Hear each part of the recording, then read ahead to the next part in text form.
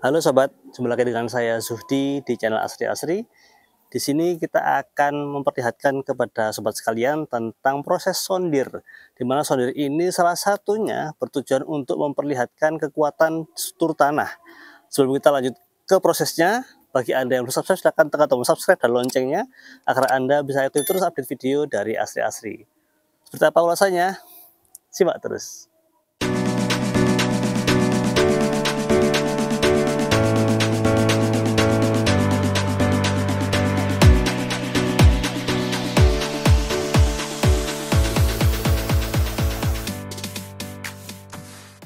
Baik ya sobat, kita akan masuk ke lokasi tempat di mana rencana akan dibuat rumah kos-kosan 2 lantai ini. Ayo.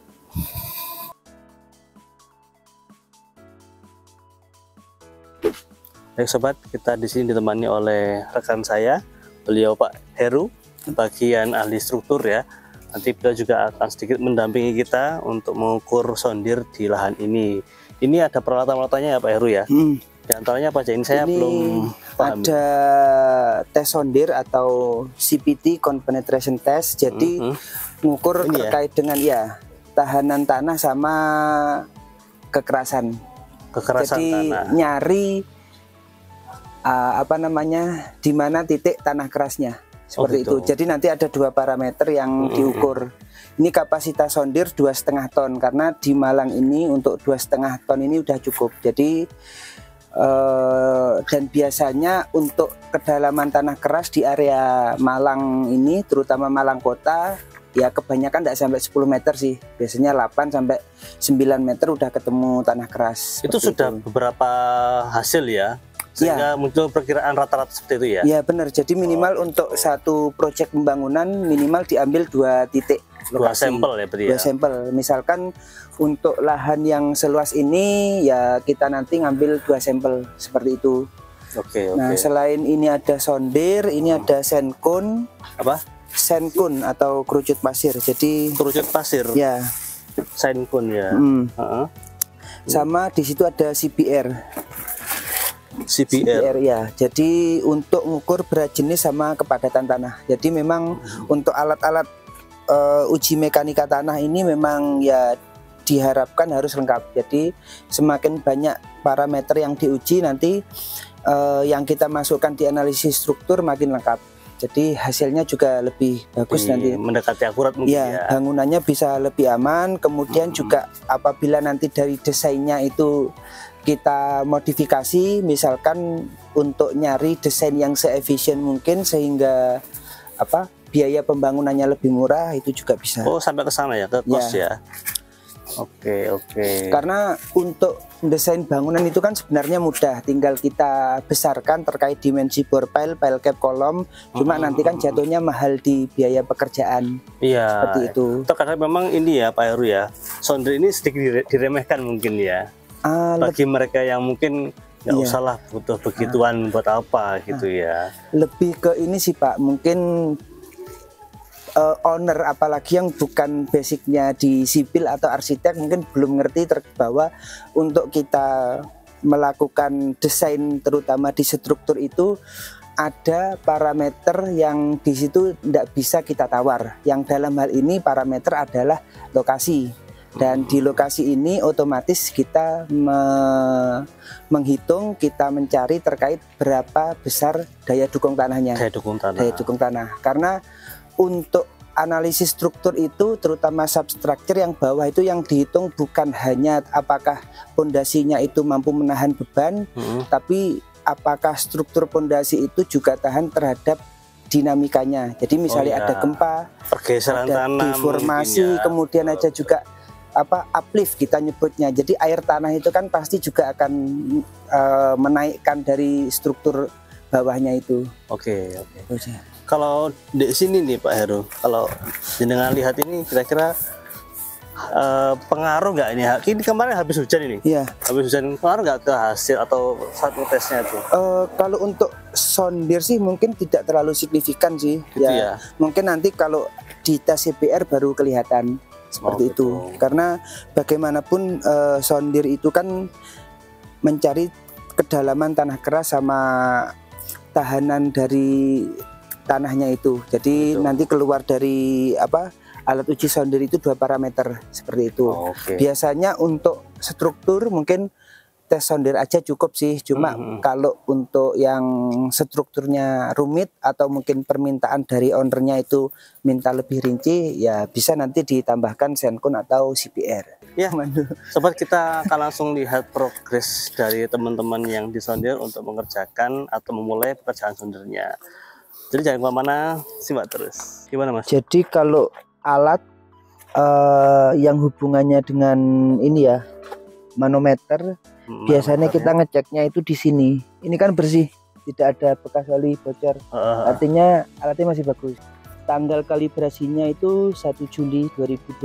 Jadi baru 1 bulan yang lalu.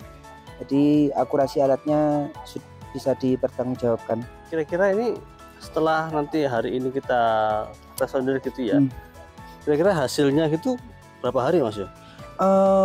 Kalau pengujian sondir biasanya 1-2 hari bisa langsung keluar. Jadi cepat jadi ya. Nanti kan setiap uji sondir, tiap ini memasukkan konusnya itu kan nanti ada log atau catatan. Oh gitu. Catatan tingkat kekerasannya, kedalaman sama juga perlawanannya itu kan. Nah itu nanti kan oleh tim lapangan difoto, dikirimkan ke admin. Oh langsung. Ya.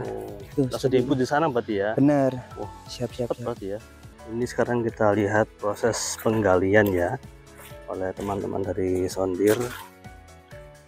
Ini penggalian secara manual. Jadi ada 2 titik ya Mas ya. Di tengah situ 1 sama yang di ujung sini 1. Gitu. Prosesnya sama ya kayak tadi ya, kita ngebor dulu, untuk masang penyangga tahanannya si alat yang gede tadi itu. Nah ini teman-teman sondir lagi mulai menggali titik yang kedua. Jadi seperti itu ya metodenya, ada yang muter, ada yang nginjain biar masuk gitu ya alat bornya begitu. Oke.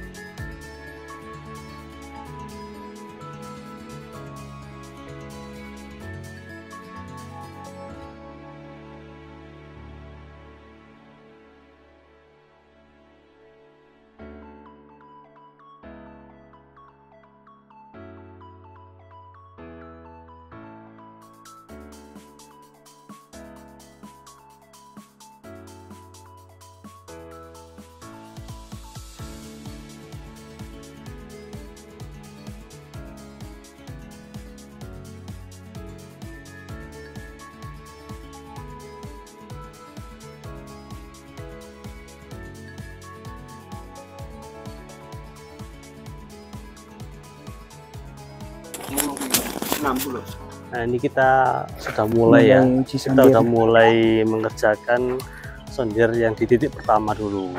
Ini teman-teman sudah mulai masukkan alatnya tadi ya. Bisa disut Mas, Nah.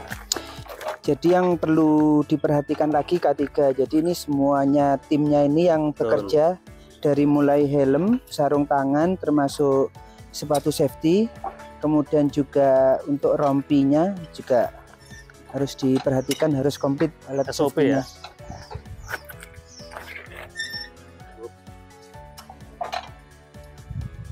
Jadi ketika sondir dilaksanakan, ini ada yang muter, ini ada yang ngatur alatnya, di situ ada kayak switchnya itu, jadi masukin konus sama untuk ngitung tahanannya. Jadi ini dia. Ini bisa digeser-geser, ini digeser-geser. Nanti untuk nilainya keluar di manometernya itu. Jadi ya? Untuk tim leader dia harus baca alat, juga nanti ngontrol terkait kedalamannya berapa. Jadi ini bisa dilihat di situ ada tabel, itu ada kedalaman. Ini ada nilai pembacaan manometer.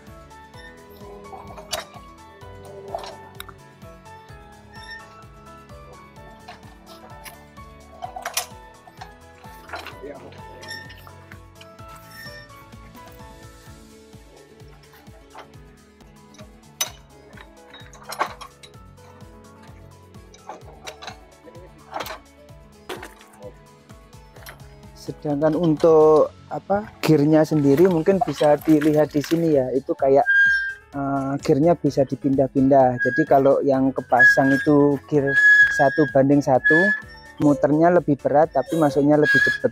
Tapi kalau gear yang sebelah ini yang kepasang, yang baliknya sana, itu muternya lebih lambat tapi kekuatannya bisa lebih besar.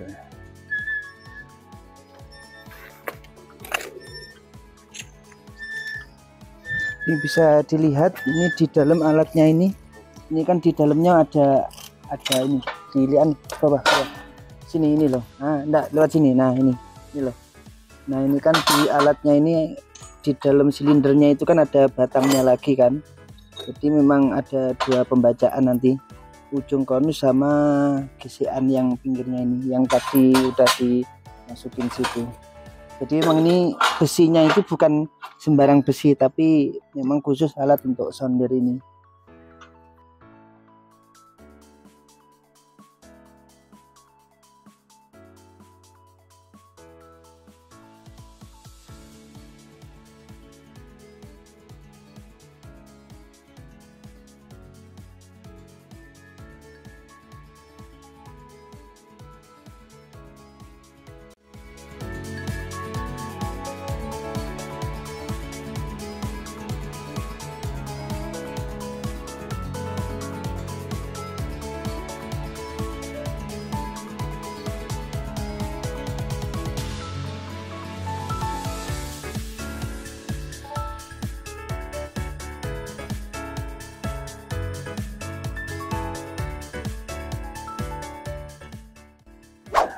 Baik sobat, itulah tadi ulasan singkat kami terkait dengan pengujian sondir atau tes sondir yang dilakukan di lahan rencana untuk rumah kos 2 lantai.